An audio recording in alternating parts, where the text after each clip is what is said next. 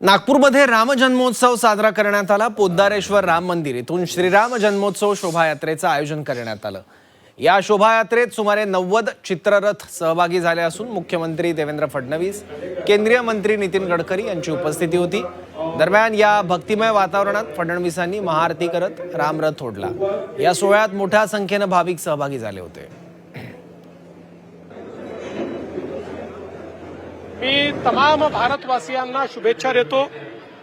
मर्यादा पुरुषोत्तम श्रीराम यांनी आमच्या भारतीय जीवन पद्धतीमध्ये मर्यादेचं महत्त्व आपल्याला शिकवलेलं आहे आणि आज नागपूरमध्ये ही जी भव्य शोभायात्रा निघते, देशातली एक आगळी वेगळी अशा प्रकारची शोभायात्रा आहे। एक मोठी परंपरा आहे।